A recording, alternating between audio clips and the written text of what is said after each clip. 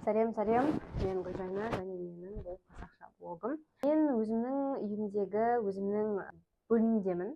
Неге осы жерде түсіріп отырмын? Себебі жарық жақсырақ түсетін жер осы болып тұр әзірге. Себебі ар жақтан балкон арқылы түседі, кішкене қараңғылау, ана жақтағы солай.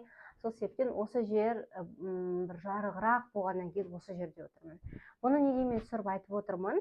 Мен осылай видео түсірейінші деп жүргеніме қаншама уақыт өтті. То жарық дұрыс емес деймін, то жарық алу керек деймін, то микрофон алу керек, ауыстыру керек деймін, то бір фон жасау керек еді, картинкалар әдемі Pinterest қылу керек еді.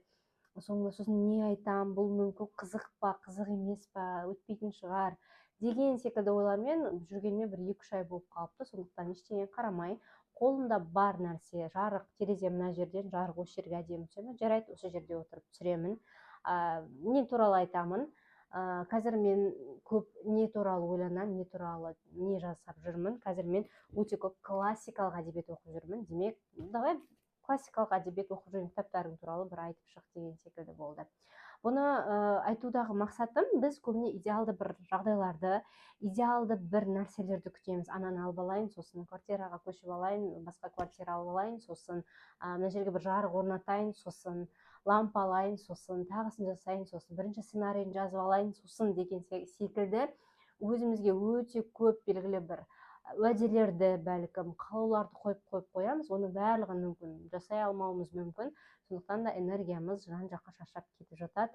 Ойлаған ісімізді ақыры жасай алмаймыз, ол бізді ішімізден жей береді. Бұл бір бітеліп қалған, шығуы жоқ бір шеңбер секілді нәрсе. Сондықтан соны бір ашу үшін, соны бәлкім бұзу үшін осы видеоны түсіріп отырмын.